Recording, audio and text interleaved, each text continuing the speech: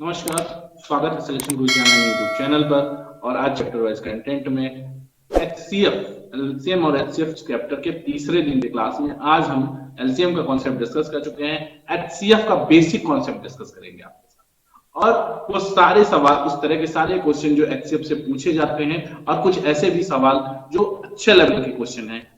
एकदम बेसिक से शुरू करूंगा और आपको टॉप लेवल तक के क्वेश्चन जो एग्जाम्स में पूछे जा रहे हैं उस क्वेश्चन तक आपको डिस्कस करेंगे हम सवाल। तो शुरू करते हैं एचसीएफ का आज का कॉन्सेप्ट। तो इसमें है, पहले एक अच्छे कोटेशन से शुरुआत करते हैं क्लास की, कि मैं तब तक रुक नहीं सकता जब तक कि मुझे अपना लक्ष्य मिल नहीं जाता। रुकना, ठहरना ये जीवन का स्वभाव नहीं होता है, और जिस व्यक्ति का जीवन ठहर जाए, जिसका जीवन रुक जाए, समझ लीजिए वो समाप्त है। वो एक बिना प्राण के शरीर है। कभी भी जब तक आपको आपका लक्ष्य ना मिल जाए, आपको आपने जो अपने लिए मंजिल निर्धारित की है वहां तक नहीं पहुंच जाते हैं, तब तक बिना रुके लगातार संघर्ष करते रहना है, परिश्रम करते रहना है और लगे रहना है, जूझते रहना है। ठीक है, स्टार्ट करते हैं आज का क्लास। और सबसे पहले हम प्रयास करेंगे कि हम आपको बेसिक कॉन्सेप्ट क्लियर कर दें कि बेसिक कॉन्सेप्ट क्या है। एलसीएम एचसीएफ में एचसीएफ देख लो क्या होता है। एचसीएफ का बड़ा इंपॉर्टेंट सेक्शन है जो एग्जाम के पॉइंट ऑफ व्यू में सवाल बनता है। तो हम बात कर रहे हैं आज एचसीएफ का। एचसीएफ का मतलब होता है highest common factor. Highest common factor, highest common factor क्या है समझ लेते हैं। हाईएस्ट कॉमन फैक्टर का मतलब ये है कि जैसे अगर हमको मौसा निकालना है तो हम 12 देख ले, और आप देखो 12 देख ले और 16, दो संख्याएं हैं और इसका हमको मौसा निकालना है, इसका मौसा निकालना है। 12 का फैक्टर क्या क्या हो सकता है? 1 है, 2 है, 3 है, 4 है, 6 है और 12 है। ये सभी 12 के फैक्टर है, गुणनखंड है। 16 का क्या फैक्टर हो सकता है? 16 का फैक्टर हो सकता है 1, 2, 4, ठीक है, 8 और 16 को। अब कहते हैं कि हाईएस्ट निकालिए और कॉमन निकालिए और फैक्टर निकालिए। इसमें से हाईएस्ट निकालिए, ठीक है। तो इसमें हाईएस्ट 16 है, इसमें 12 हाईएस्ट है, इसमें 16 हाईएस्ट है। लेकिन कॉमन हो तो सबसे बड़ा कॉमन फैक्टर कौन सा है? 4। यही मतलब है highest common factor.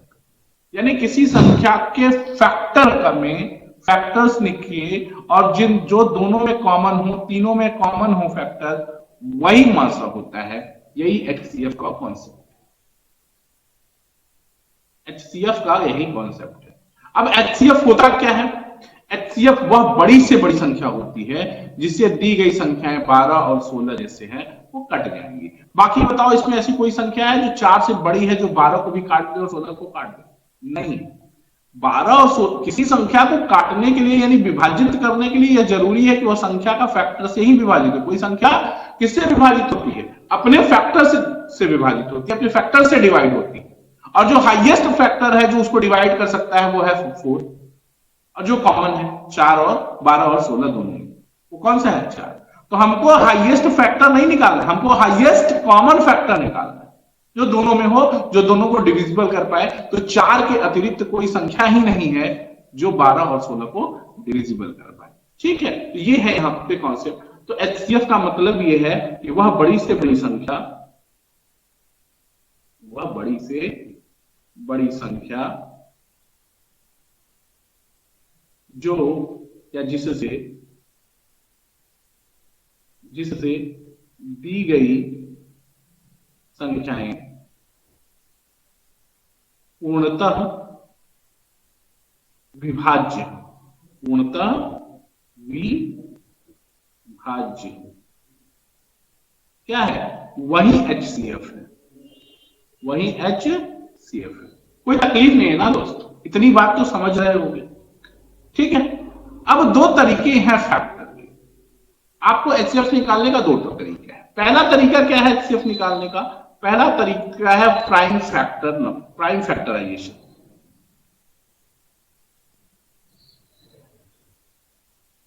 Prime factor method, पहला है prime factor method. Prime factor method का मतलब है जैसे 12 और 16 लेना है तो 12 का गुणनखंड कर दिया, ठीक है, 2 दूनी 4 तिहाई 12, 16 का गुणनखंड कर दिया 2 गुणित 2 गुणित 2 गुणित 2, और दोनों में जो कॉमन है उसको ले लिया। एचसीएफ कितना हो गया, 1 2 कॉमन है तो 2 ले लिया, फिर 2 2 कॉमन है तो 2 ले लिया, अब कुछ कॉमन नहीं तो यही एचसीएफ 4। यही प्राइम फैक्टर मेथड है, यही प्राइम फैक्टर मेथड है जिससे हम इसको सॉल्व करते हैं, ठीक है। दूसरा बहुत महत्वपूर्ण मेथड है जिसके क्वेश्चन अच्छे स्टैंडर्ड क्वेश्चन एग्जाम में बनते हैं, वो है डिवीजन मेथड। अगर अपने स्कूल के टाइम में ठीक तरीके से पढ़ाई की है, बैग बैग लेके स्कूल से भाग नहीं गए थे और स्कूल पहुंच जाते थे, कुछ बच्चे तो ऐसे भी होंगे नालायक जो घर से निकलते थे स्कूल के लिए और स्कूल ही नहीं पहुंचते थे, छुट्टी के टाइम घर पहुंच जाते थे।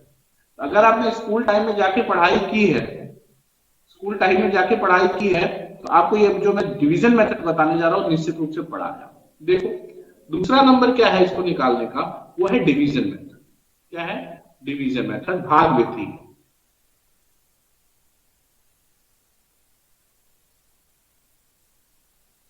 भाग विधि, कोई तकलीफ है? ये भाग विधि। भाग विधि से मौसम कैसे निकालते हैं समझ लेते हैं। भाग विधि से जैसे 20 और 25 है, 20 है और 25 का मौसम निकालना है। शर्त यह है कि भाग विधि से ही निकालना है, ठीक है। तो कैसे निकालते हैं? छोटी संख्या से बड़ी संख्या में भाग देते हैं। 25 से 20 में भाग दिया, एक बार गया, 20 घटा दिया, 5 बचा। जो 5 शेष बचता है उसी से अगले भाजक में भाग देते हैं, 4 बार गया 20। जब रिमाइंडर 0 हो जाए, जहां शेषफल कुछ ना प्राप्त हो, तो यही अंतिम भाजक क्या होता है? मौसा होता है। अंतिम भाजक मौसा है। अंतिम भाजक क्या है? मौसा है, ठीक है। अगला सवाल है, कह रहे हैं 24 और 90 का मौसा क्या होगा? 90 है 24, 24 देखो 24 तिया 72, कितना बचा? 18। 18 से अब 24 में भाग दे देना है, 18 का 18, शेष कितना बचा? 6। 6 से 18 में भाग दे देना है 3 बार, 18 से 18 खत्म हो गया, और अंतिम भाजक क्या है? 6, तो यही मौसा 6। ये डिवीजन मेथड है, याद आ रहा है ना, स्कूल में ऐसे ही पढ़ाया। ये डिवीजन मेथड है। अब इस पे सवाल बनते हैं, कैसे सवाल बनते हैं मैं उसको डिस्कस करूंगा आपसे, लेकिन अभी मैं आपसे ये डिस्कस करना चाहता हूं, कि क्या यही तरीके हैं अपने पास मौसा निकालने के, या और कोई भी ऐसा तरीका हो सकता है जो एग्जाम में हमको ज्यादा हेल्प करेगा, जो ज्यादा फास्ट होगा, या अच्छे तरीके से कर पाएंगे, बिना किसी पेन पेपर के भी मौसा निकाल सकते हैं। तो बात करते हैं कि मौसा, how to find HCF without pen and paper. तो मैं तीसरा ये नंबर, ये जो तीसरे तरीके की बात कर रहा हूं, वो तरीका ही है पेन पेपर लेस मेथड।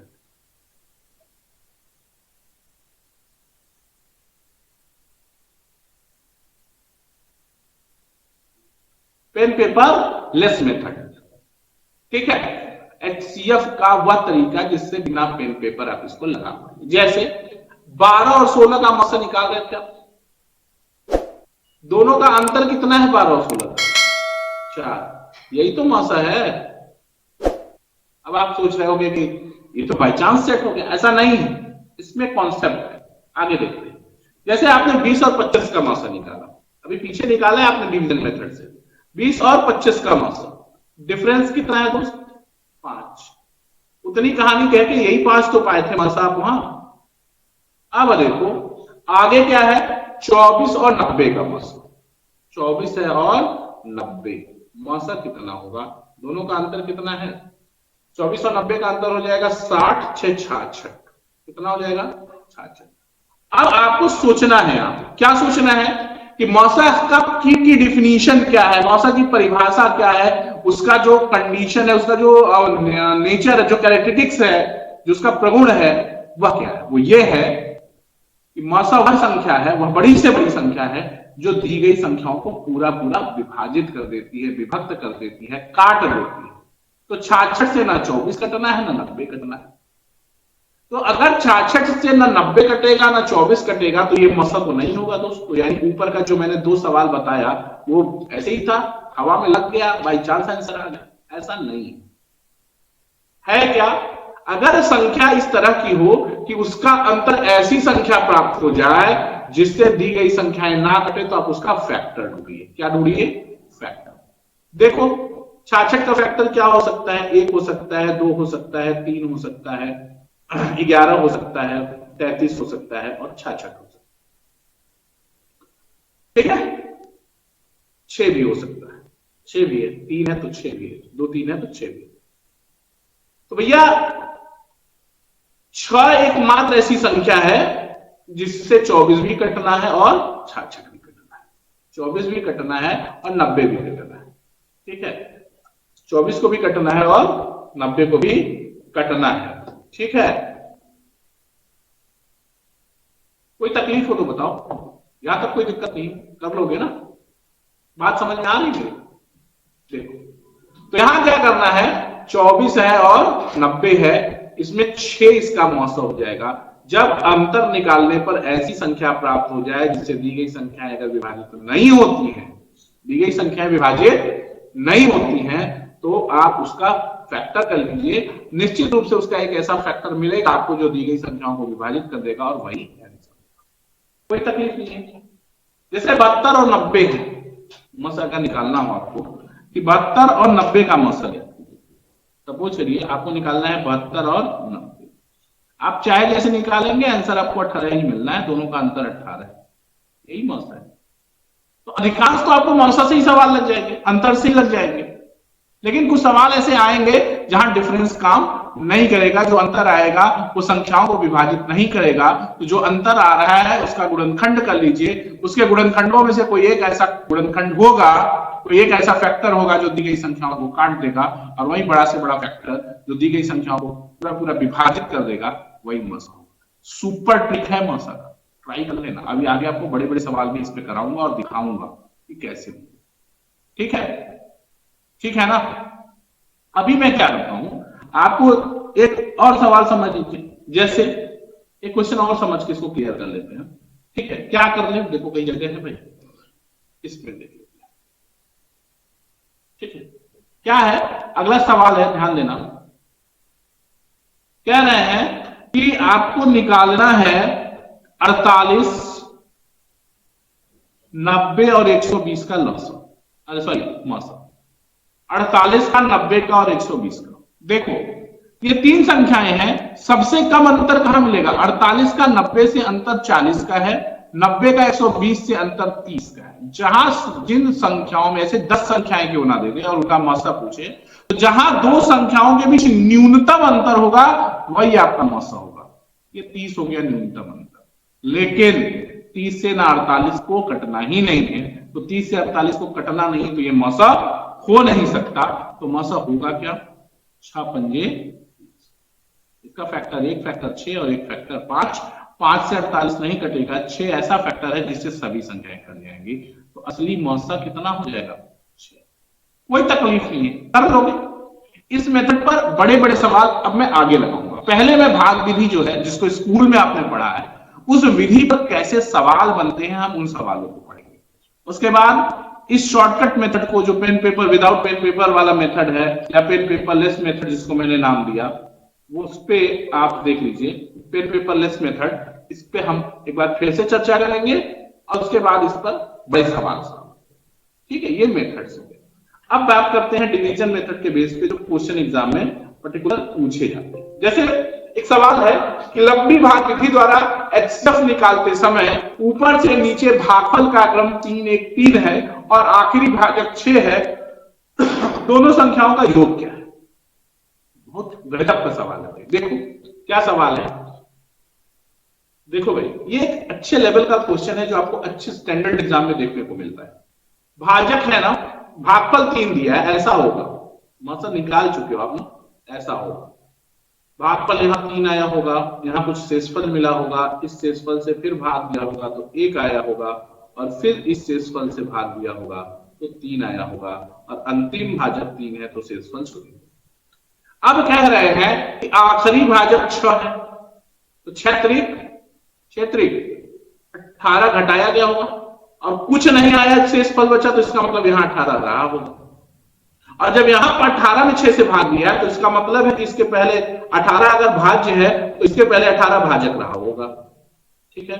और शेषफल 6 बचा होगा, 18 एका 18 बार गया है, 18 एका 18 घटाने के बाद 6 बचा है, इसका मतलब है कि इसके ऊपर 24 रहा होगा, तभी तो 18 एका 18 में से 24 में से 18 गया 6। अब 24 भाज्य है यहाँ, तो पहला भाजक के रूप में, इसके भाजक के रूप में आप लेगा 24 भाजक रहा होगा, तो 24 से 3 बार भाग गया है, इसका मतलब 72 घटा होगा किसी संख्या में से, और शेष 18 बचा है, यानी वो अगली संख्या 72 प्लस 18 90 होगी। यानी दी गई संख्याएं क्या, संख्याओं का योग क्या होगा, तो संख्याएं क्या होंगी बता सकते हैं आप, संख्याएं होंगी 24 और 90, योग पूछ रहा है तो 114। कमेंट करके बताना कि मेथड समझ में आया कि नहीं आया, कमेंट करके बताना कि मेथड समझ में आया कि नहीं आया। और अगर आप चैनल पर नए हैं तो ऐसे सुपर हिट ट्रिक्स के लिए चैनल को सब्सक्राइब कर लीजिए, मिलते रहेंगे आपको, और देखते रहिए सिलेक्शन गुरु। 6 महीने में मैथमेटिक्स में कोई हाथ नहीं पकड़ पाएगा आपका। फिर से बता देता हूं, एक सवाल ही लेके अगला सवाल ही बता देता हूं। यहां से एक परिणाम आपको मिल रहा है, एक परिणाम मिल रहा है, क्या परिणाम ये मिल रहा है कि भाजक गुणित भागफल प्लस शेषफल बराबर होगा भाज्य। यही होता है, ये एक रिजल्ट है आपके पास, ये रिजल्ट भाजक गुणित भागफल प्लस शेषफल बराबर भाज्य, यही है, ये है। कोई दिक्कत है, ध्यान देना भाई। क्या होता है देखो, यहीं पे 6 भाजक है, 3 भागफल है, 6 त्रिक 18, शेषफल 0 18 जाएगा। 18 भाजक है, 1 भागफल 18 का 18, 18 का 18, शेषफल 6 बराबर भाज्य 24 हो जाएगा। ये तो आप पहले से भी जानते हैं। अगला सवाल ध्यान दीजिएगा और क्लियर हो जाएगा आपका कॉन्सेप्ट। लंबी भाग विधि द्वारा मौसा निकालते समय ऊपर से नीचे भागफल का क्रम 9 8 5। 1 मिनट में इस सवाल को यहां से भी थोड़ा सा आपको और क्लियर कर दूं, आप इसको राइट डाउन कर लीजिए, ये भाग विधि वाला मेथड। इसके बाद मैं आपको इस फार्मूले पे आपको ये सवाल कैसे हल कर सकते हैं ये डिस्कस कर लेता हूं। इसको आप वीडियो रोक के आप इसको अच्छे से राइट डाउन कर लीजिए, ठीक है।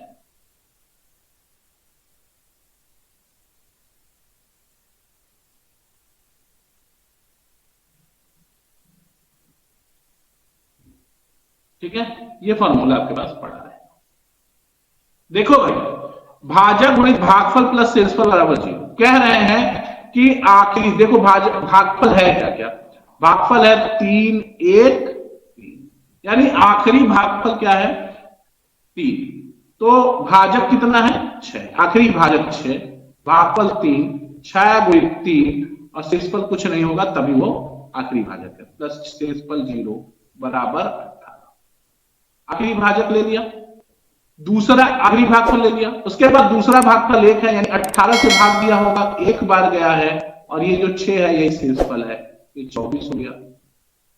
फिर एक वाला हो गया, अब क्या है ये 24 है, 24 से भाग दिया है, 3 बार गया है, 24 3 72 और शेषफल यही 18 रहा होगा, तो ये 90। तो संख्याएं क्या हो जाएंगी 24 और 90 योग 114। आप इस तरीके से भी सुपर हिट तरीके से क्वेश्चन सॉल्व कर लेंगे। अगला सवाल देखो, मैं इसी तरीके से सॉल्व करते हैं हम लोग। कह रहे हैं कि लंबी भाग विधि द्वारा मौसा निकालते समय ऊपर से नीचे भागफल का क्रम 9 8 5 है और आखिरी भाजक 16 है, दोनों संख्याओं का योग ज्ञात करो। दिक्कत हो रही है, देखो भैया किसी भी तरीके से कर लो, आ जाएगा। भागफल का क्रम पहले देख लो क्या है, 9 है 8 है और 9 है 8 है और 5, कोई दिक्कत है। और आखिरी भाजक क्या है 16 और आखिरी भागफल 5, तो 16 का 5 में गुणा करोगे और शेषफल चूंकि आखिरी भाजक है तो ये 0 होगा तो 80 हो गया, 80 हो गया तो 80 अभी जब रिजल्ट है तो 80 इसके पहले वाला भाजक कहां होगा, 80 ये लास्ट है, ये तीसरे नंबर का है, ये तीसरा है। दूसरा कहानी ये होगा कि 80 से हमने भाग दिया होगा, 8 बार गया होगा और 16 शेष बचा होगा, तो आपको ये मिल जाएगा। ठीक है, आपको ये मिल जाएगा 8 अट्ठे 64, 640 और 16, 640 और 16 656 कितना मिल जाएगा 600। और तीसरा स्टेप क्या होगा 656, 656 ये 8 वाला आप ले चुके हो दूसरे में, और 3 2 ये सॉरी ये 1 होगा पहले नंबर पर, फिर ये 9 बार जाएगा, गुणित 9 और प्लस शेष कितना होगा 80, ये बराबर हो जाएगा आपका कितना 59 84, 59 84। ठीक है, ये दोनों संख्याएं हैं जिनका आप मसा निकाल रहे थे। ठीक है, तो संख्याओं का योग पूछ रहे हैं, तो योग कितना हो जाएगा, योग आप कर लो, योग हो जाएगा 66 40। ये आपका आंसर, कोई दिक्कत नहीं है, कर लेंगे। मेथड अच्छा लग रहा है तो चैनल को लाइक करिए, शेयर करिए, सब्सक्राइब करिए। और जो बच्चे पहले से हैं सब्सक्राइब किए हुए पढ़ रहे हैं, अगर उनको कोई दिक्कत होती है या जिसको भी कोई दिक्कत होती है तो हमारे कमेंट सेक्शन में निश्चित रूप से आप अपना नंबर छोड़ दीजिए, व्हाट्सएप नंबर, आपको इसका डिटेल मेथड और आपको फिर से सोल्यूशन प्रोवाइड कराया जाएगा, कुछ और एग्जांपल्स लेके प्रोवाइड करा दिया जाएगा, जिससे आपका डाउट पूरी तरह से क्लियर हो जाए। अगला सवाल ध्यान दीजिएगा, कह रहे हैं कि संख्या 216, 423, 1215, 1422, 2169, 2223 का मौसा ज्ञात करो। गारंटी लेता हूं कोई नहीं निकालता,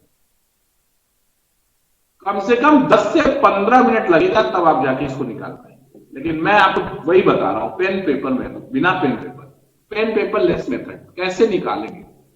एक सीरीज है ये ना, 216, 423, 1215, 1422, 2169 और 2223। कह रहे हैं इसका मौसा ज्ञात कीजिए, इसका मौसा ज्ञात कीजिए।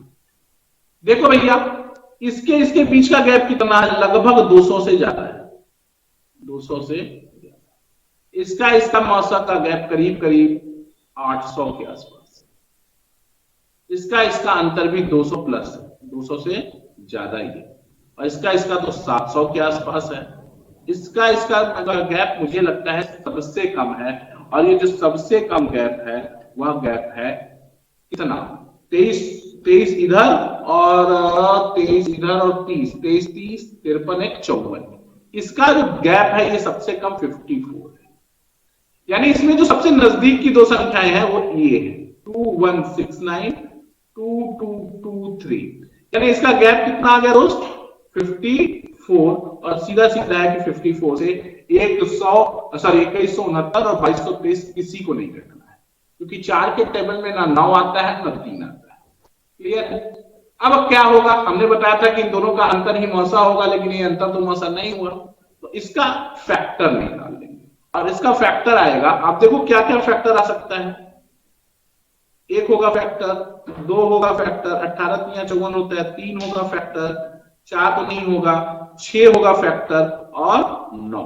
इतने गुणनखंड संभव हैं, और अगर 9 से डिविजिबल है तो देखो 2 1 3 6 3 9 9, 18 2 3 6 6 3 9, यानी ये संख्या दोनों 9 से डिविजिबल है, क्योंकि ऐसी कोई संख्या अगर 9 से विभाज्य है तो यही संख्याओं से पूरा पूरा विभक्त है।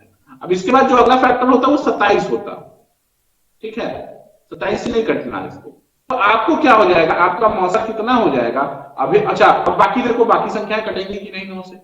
2 1 3 6 9, 4 2 6 3 9, 2 1 3 1 4 5 9, 4 1 5 2 7 2 9, 2 1 3 6 3 9 9 18, 2 3 6 और 3 9।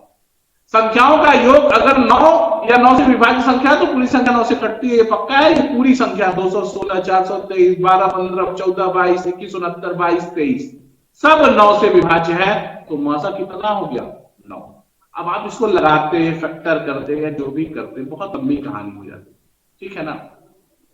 तो आपको क्या करना है कि अगर इस तरह की कोई श्रृंखला दी हुई है संख्याओं की, तो आपको क्या करना है कि उस श्रृंखला में जो सबसे कम, या कह लीजिए कि सबसे नजदीक की संख्याएं हैं जिनके भी सबसे कम डिफरेंस है, उसको डिफरेंस को फाइंड आउट कर लेते हैं, उस डिफरेंस को फाइंड आउट कर लेते हैं। और अगर उस डिफरेंस से दी गई सभी संख्याएं कट रही तो मौसा वो डिफरेंस ही होगा, और अगर वो डिफरेंस से दी गई संख्याएं नहीं कट रही हैं, क्योंकि मौसा होता ही है कि दी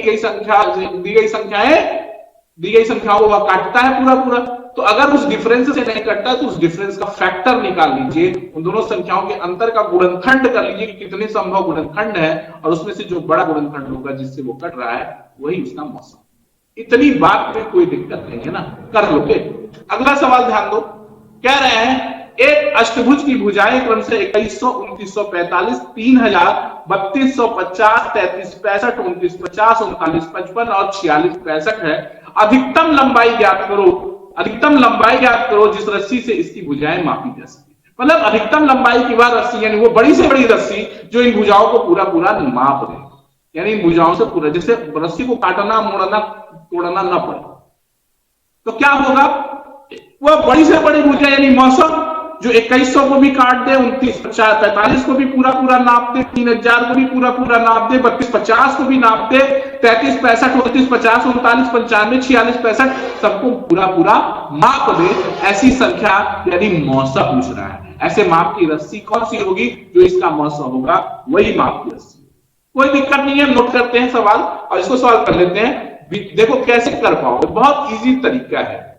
देखो बच्चा 2100 है, 2945 है, थोड़ा सा दूर दूर लिखो, चलो अच्छा कॉमन, 2945 है, 3000 है, 3365 है, 2950 है, 3995 है, 4665 है। अब देखो इसमें सबसे नजदीक की संख्या कौन सी है, सबसे कम अंतर कहां पर है, देख रहे हो 2100 का 2900 से 800 का अंतर, यहाँ पे करीब करीब 95 का 45, ये देखो एक यहाँ पे मिल रहा है, 55 का अंतर यहाँ पे मिल रहा है। चलो देखेंगे इसको, यहाँ पे 200 300 से ऊपर का अंतर है, यहाँ पे भी काफी अंतर है, यहाँ भी काफी अंतर है, यहाँ भी काफी अंतर, सॉरी 2945 और 2950, ये देखो 2945 और 2950 सबसे कम अंतर वाली संख्याएं हैं और अंतर है 5। इन्हीं दोनों संख्याओं को पकड़ लेना है। इन दोनों का अंतर कितना है भाई, 5।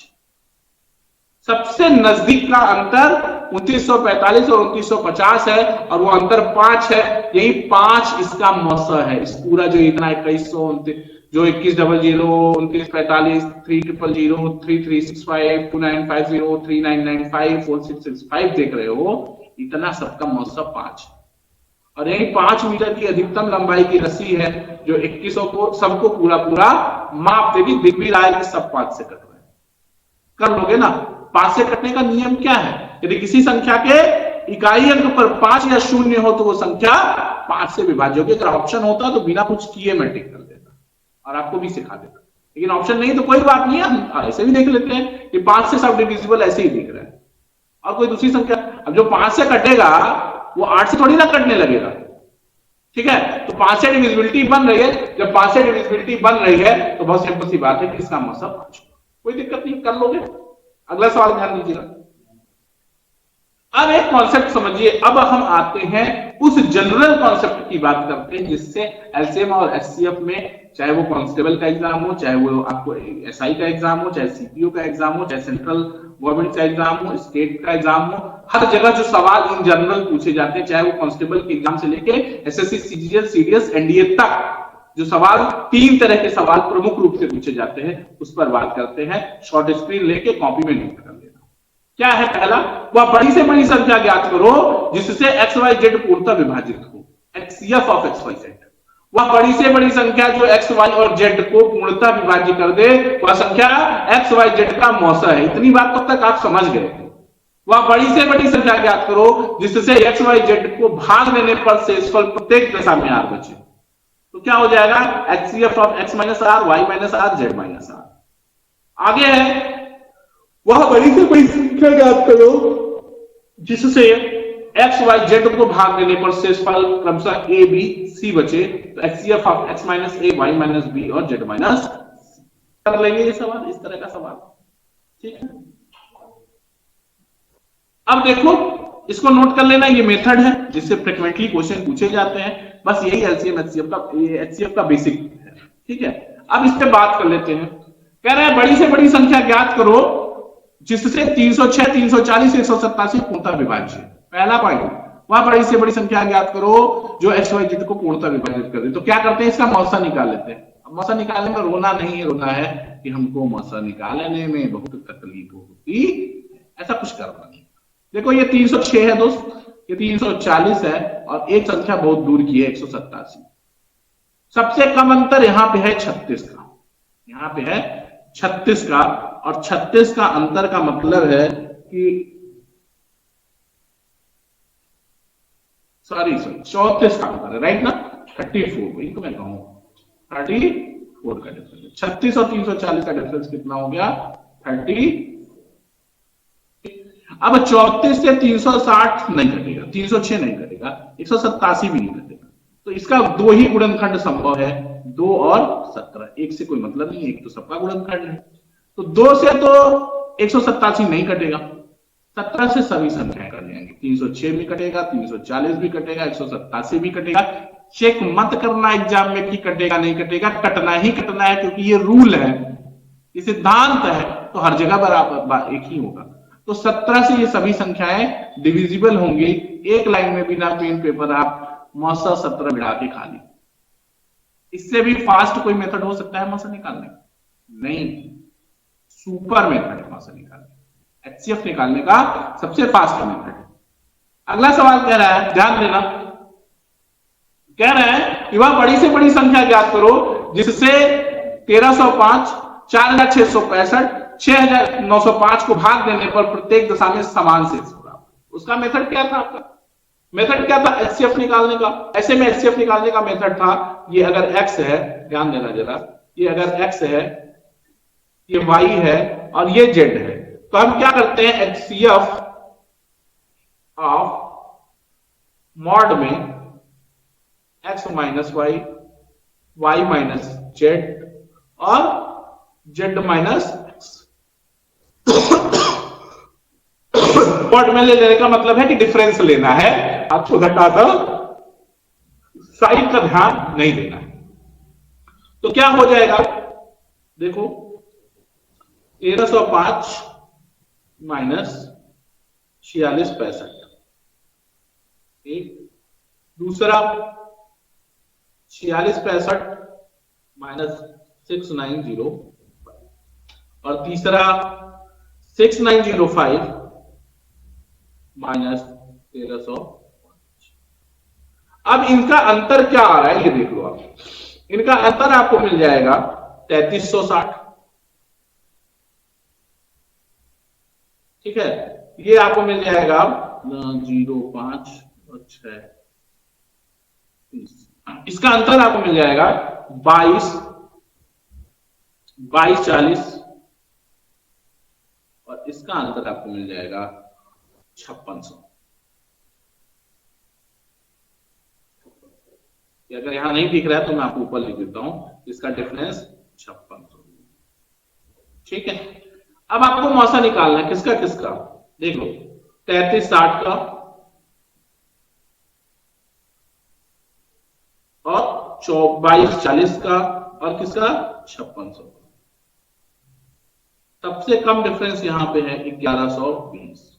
देखो सब कट जाएगा, 1120 से 3 बार ये कटेगा, 2 बार ये कटेगा, 5 बार ये कटेगा, 1120 ही क्या है, सबसे कम अंतर है, यही मौसा है, यही वो बड़ी से बड़ी संख्या है जिससे 1305, 4665 और 6905 में भाग देने पर प्रत्येक दशा में समान शेषफल प्राप्त होगा।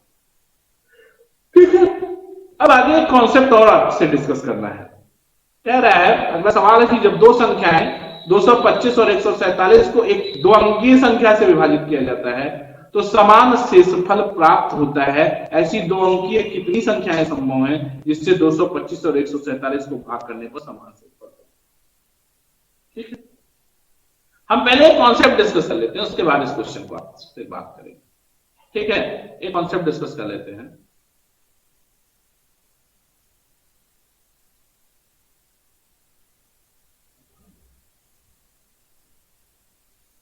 क्वेश्चन साइड कर देते हैं, पहले आपसे कॉन्सेप्ट डिस्कस कर लेते हैं।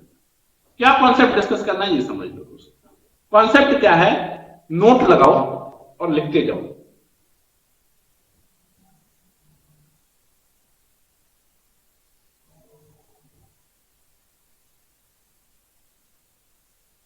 नोट,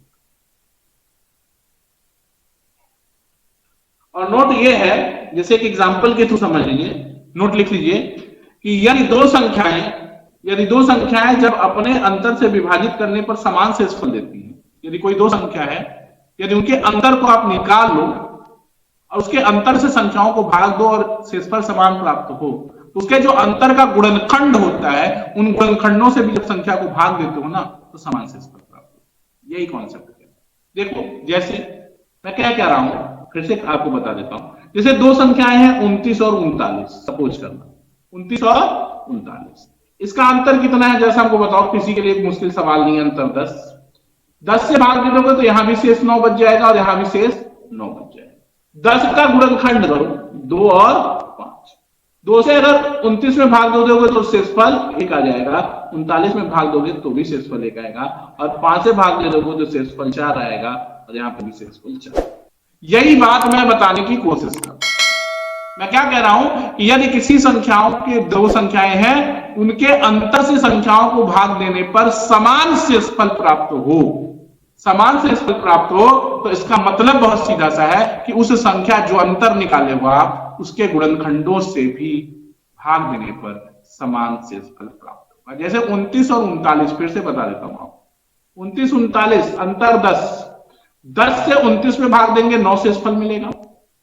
10 से 39 में भाग देंगे तो 9 शेषफल बचेगा। अगर 29 को हम भाग देंगे 2 से तो भी मिलेगा 1, और 39 को भाग देंगे 2 से तो भी मिलेगा 1। लेकिन 29 को अगर हम 5 से भाग दे देंगे, 5 से भाग दे देंगे तो शेषफल 4 मिलेगा, और अगर 39 में भी 5 से भाग दे दें तो भी शेषफल 4 मिलेगा। यही मैं कहना चाहता हूं। लिख लो, क्या लिखना है।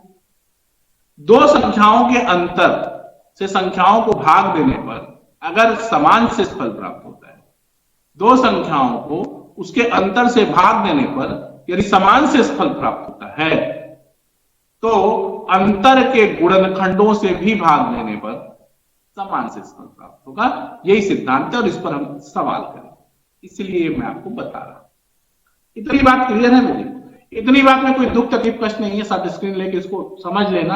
अगर दिक्कत होती है तो कमेंट सेक्शन में जरूर हमको अपना प्रॉब्लम शेयर करिए आप, और अगर चैनल पर नए हैं तो चैनल को सब्सक्राइब कर लीजिए, लाइक करिए और शेयर करिए।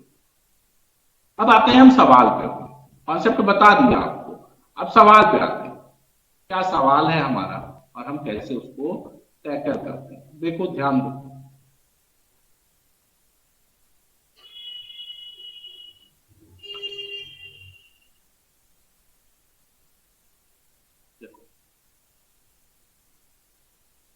ये सवाल है अपना, ये सवाल है अपना। क्या सवाल है देख लेते हैं। जब दो संख्याएं 225 और 147, 225 है और 147, 225 और 147 को एक दो अंकीय संख्या से विभाजित किया जाता है तो समान शेषफल प्राप्त होता है। ऐसे दो अंकीय कितनी संख्याएं संभव है जिससे 225 और 147 को भाग देने पर समान शेषफल प्राप्त हो? एकदम सुपर स्टैंडर्ड लेवल के क्वेश्चन है, सुपर स्टैंडर्ड लेवल के क्वेश्चन है, आपको बता रहा हूं। देखो, इसका अंतर निकाल लो। 225 और 147, 50, 75 और 75 3 78, कितना अंतर आ गया भाई? 78। 78 से ना तो 225 को कटना है और ना 147 को, तो कटना किससे है? इसके किसी ना किसी फैक्टर से कटना है। कटना है। अब देखो, ये अंतर है ना, 225 और 147 क्या है? डिफरेंस है। 225 और 147 का डिफरेंस 78, 78। कोई तकलीफ है? 225 और 147 का अंतर 78, और 78 से 225 में भी भाग दोगे तो जितना शेषफल आएगा उतना ही शेषफल 147 में भी भाग। ठीक है, देख लेना, आएगा उतना ही, 2 बार इसमें जाएगा और 1 बार इसमें जाएगा। ठीक है, अब इसके जो फैक्टर है वो फैक्टर क्या क्या हो सकते हैं देखो। पहला तो ये 39 गुना 78 होता है। ठीक है, 13 39 हो गया, 26 या 78 होता है, और 13 छात्र 78। 2 अंक की संख्या करें इसलिए हम वही नंबर ले रहे हैं, वही फैक्टर ढूंढ रहे हैं जो 2 अंक है। ये भी 2 अंक, ये भी 2 अंक, और ये भी। क्लियर है? यानी मैंने अभी रूल आपको क्या बताया कि अगर कोई संख्या अपने अंतर से विभाजित किए जाने पर समान शेषफल देती है, यदि कोई 2 संख्याएं अपने अंतर से विभाजित किए जाने पर समान शेषफल देती हैं तो उनके गुणनखंडों से विभाग देने पर समान शेषफल प्राप्त होगा। और ऐसी कितनी 2 अंकीय संख्याएं संभव हैं जिसको 225 और 147 में भाग दें तो समान शेषफल बचे? ऐसी 4 संख्याएं, 2 अंकी 4 संख्याएं संभव है। एक 39, एक 26, एक 13 और एक 78। ऐसी कितनी संख्याएं हो गई? 4 संख्याएं। कोई तकलीफ है? कोई तकलीफ है? कर लोगे ना भाई, यहां तक कोई दुख तकलीफ नहीं है ना? समझ पा रहे हो कॉन्सेप्ट? अगला एक सवाल और समझ लेते हैं जरा।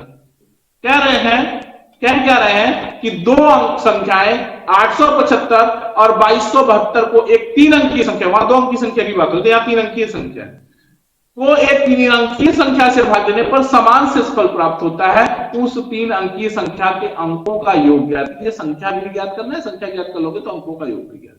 तो सबसे पहले तो दोस्तों ढूंढ लो क्या अंतर, 875 और 2273, इसका डिफरेंस आपको कितना मिलेगा?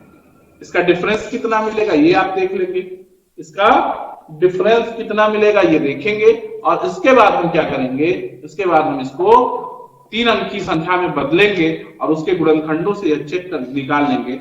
वही गुणनखंड ये बता देंगे कि जो है इसमें किस तरह से हम इसके कितने संभव ऐसे 3 अंकीय संख्याएं हैं जिससे ये सॉल्व हो जाएगा। तो ये बात समझ पा रहे हैं? ध्यान दीजिएगा, कह रहे हैं कि 2 संख्याएं 875 और 2272 को एक 3 अंकीय संख्या से भाग देने पर समान शेषफल प्राप्त होता है। उस 3 अंकीय संख्या के अंकों का योग है।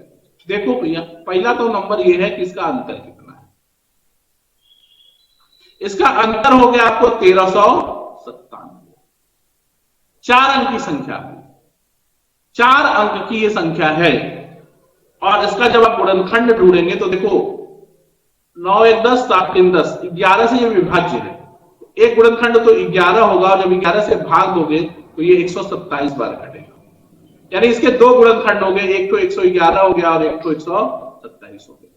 बाकी जितना भी गुणनखंड निकालोगे ना सब 2 अंक में चला जाएगा। यानी 3 अंकीय एक गुणनखंड मिला 127, जिससे 875 और 2273 को भाग दोगे तो समान शेषफल प्राप्त होगा। यानी वह 3 अंकीय संख्या कौन सी है? 127 है, और इसके अंकों का योग कितना है?